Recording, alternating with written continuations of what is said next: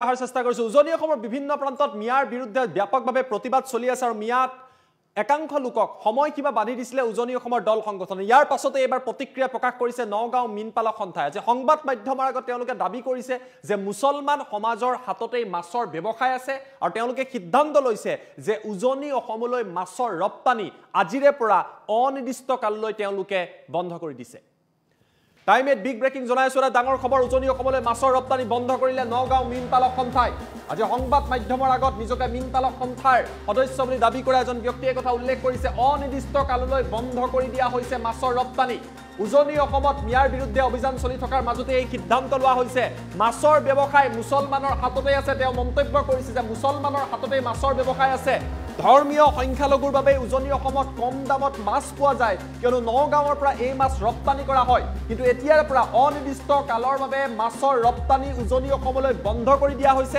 এই কথা তেওঁলোকে ঘোষণা কৰিছে বিশেষকৈ তিনিচুকীয়া আৰু শিৱসাগৰলৈ মাছৰ যোগান বন্ধ কৰি দিয়াৰ হুংকাৰ দিছে তেওঁলোকে কৈছে যে মাছ পচি গলে উজনি অসমৰ মানুহক তেওঁলোকে মাছৰ যোগান নধৰে উজনি অসমৰ বিভিন্ন প্ৰান্তত দল সংগঠনে মিয়াক সময়সীমা বান্ধি দিয়াৰ পাছতে এবাৰ নগাঁও মীনপালক সন্থাই দল সংগঠনক প্ৰত্যাহ্বান জনাই কৈছে আমাৰ হাততো শক্তি আছে আমাৰ হাততো সম্পদ আছে মাছৰ ব্যৱসায় সংখ্যালঘুৱে কৰে মুছলমানে কৰে গতিকে মাছৰ ৰপ্তানি উজনি অসমত বন্ধ কৰি দিয়া হ'ব মাছ পচি গলেও তেওঁলোকে নিদিয়ে অসমত কবাৰ পৰা আহি বা কবাৰ পৰা উৰি আহি থিতাপি লোৱা নাই বুলি মন্তব্য কৰিছে উজনি অসমৰ দল সংগঠনক এবাৰ হুংকাৰ দিছে মীনপালক সন্থাই আৰু মীনপালক সন্থাৰ তৰফৰ পৰা কোৱা হৈছে যে ধৰ্মীয় সংখ্যালঘু অৰ্থাৎ মুছলমানৰ হাততেই মাছৰ ব্যৱসায় আছে গতিকে উজনি অসমৰ বিশেষকৈ শিৱসাগৰ আৰু তিনিচুকীয়া জিলালৈ অনিৰ্দিষ্ট কালৰ বাবে মাছৰ যোগান বন্ধ কৰি দিয়া হৈছে যাতে মাছ গেলি গলেও তেওঁলোকে নপঠাই বুলি উল্লেখ কৰিছে আৰু কৈছে তেওঁলোকৰ হাতত শক্তি আছে তেওঁলোকৰ হাতত সম্পদ আছে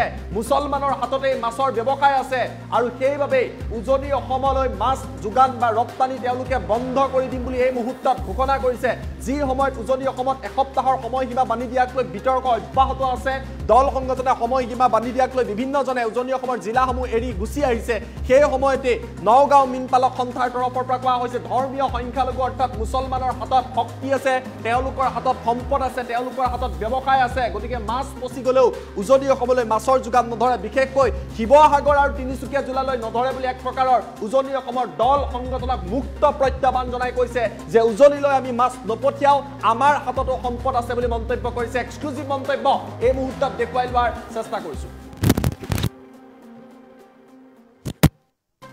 আজিৰ পৰা আমি অনিৰ্দিষ্ট কাললৈ আমাৰ নগাঁও জিলাৰ যি মীনপালক সন্থা আছে আমাৰ নগাঁও জিলাৰ সম্পদ আমাৰ ধৰ্মীয় সংখ্যালঘুৰ হাতত বিহাল মিন যি মাছৰ ব্যৱসায় আমাৰ ধৰ্মীয় সংখ্যালঘুৰ হাতত আছে যি মাছৰ ৰপ্তানি কিন্তু উজনি অসমত এই ধৰ্মীয় সংখ্যালঘু লোকসকলে কৰে আৰু তাৰ পৰিপ্ৰেক্ষিতত কিন্তু উজনি অসমৰ লোকসকলে এই কম দামত মাছ খাবলৈ পায় গতিকে আমি আজি মীনপালক সন্থাই থিৰাং কৰিছো যে অনাগত দিনত অনিৰ্দিষ্ট কাললৈ আমি আমাৰ যি মূল্যৱান সম্পদ মাছ আমি উজনি অসমত ৰপ্তানি নকৰো বিশেষকৈ তিনিচুকীয়া আৰু শিৱসাগৰত দৰকাৰ পৰিলে আমি মাছ পচাই দিম তথাপি উজনি অসমৰ কোনো জিলাত আমি মাছ ৰপ্তানি নকৰো দৰকাৰ পৰিলে আমি গুৱাহাটীৰ ফালে মাছ লৈ যাম কিন্তু উজনি অসমৰ কোনো ঠাইতে মাছ ৰপ্তানি নকৰো গুণ্ডা শৃংখল চলি হয় তেতিয়া গম পাব তাৰপিছত মাছৰ মূল্য কিমান আমাৰ হাততো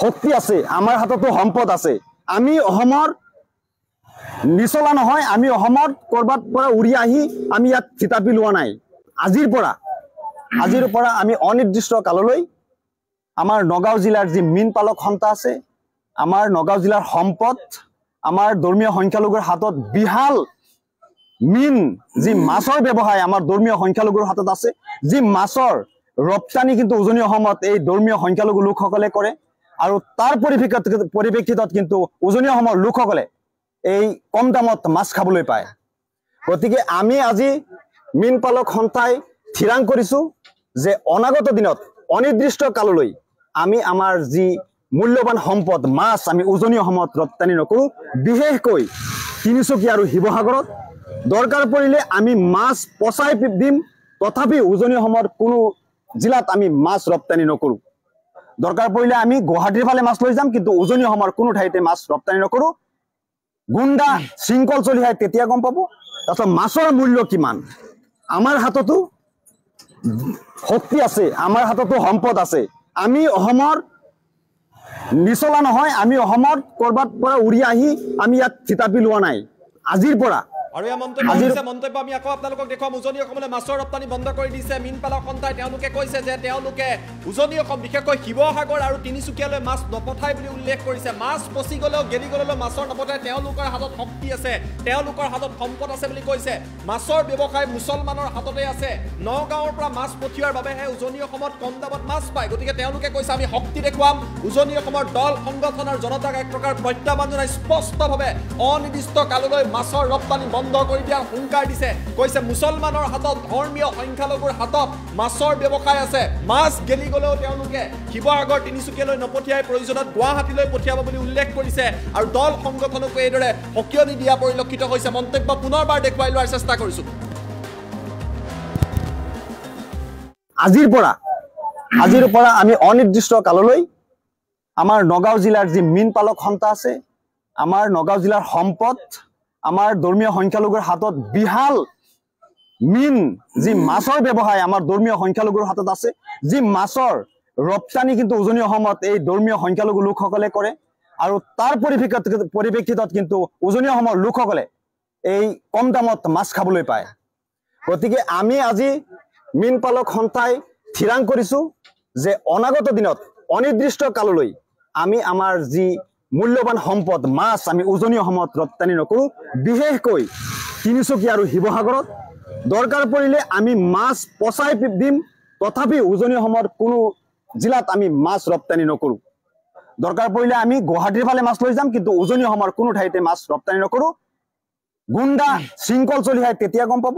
তাৰপিছত মাছৰ মূল্য কিমান। আমাৰ হাততো শক্তি আছে, আমাৰ হাততো সম্পদ আছে। আমি অসমৰ নিচলা নহয়, আমি অসমত কৰবাত পৰা উৰি আহি আমি ইয়াত থিতাপি লোৱা নাই।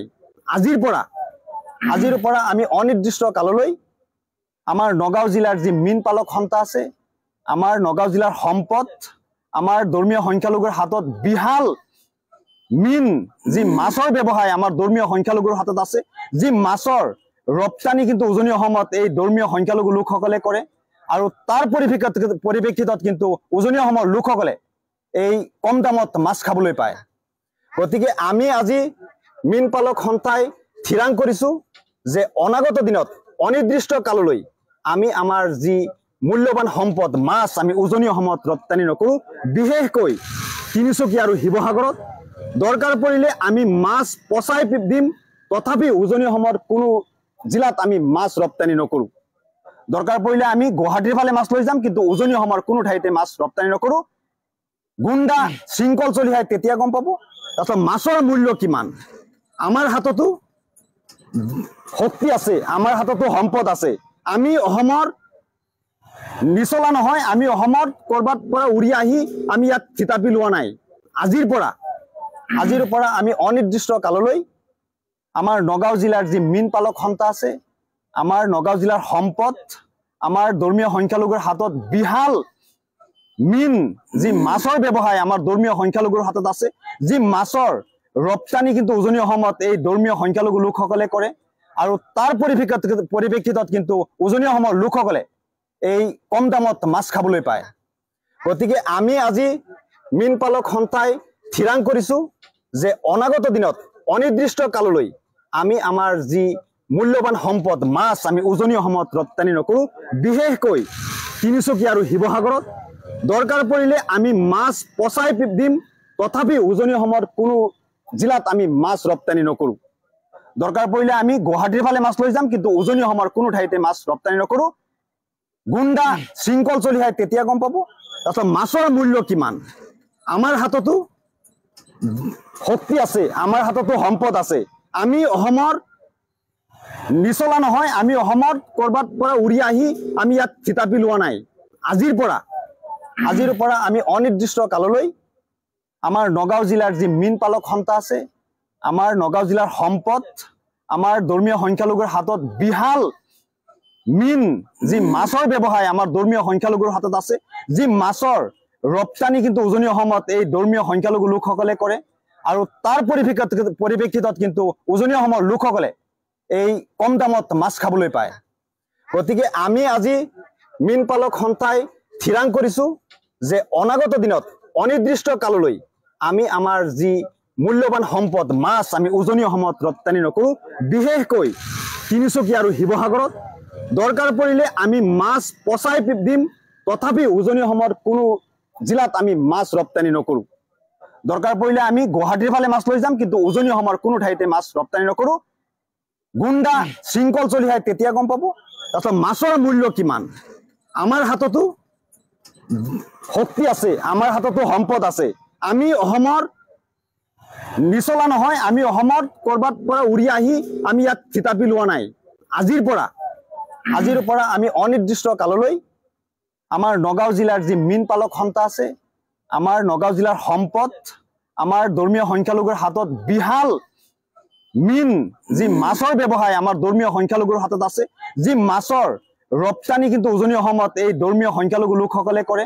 আৰু তাৰ পৰিপ্ৰেক্ষিতত কিন্তু উজনি অসমৰ লোকসকলে এই কম দামত মাছ খাবলৈ পায়।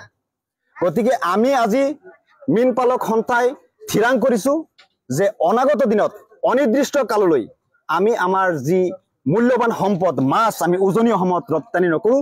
বিশেষকৈ তিনিচুকীয়া আৰু শিৱসাগৰত দৰকাৰ পৰিলে আমি মাছ পচাই দিম।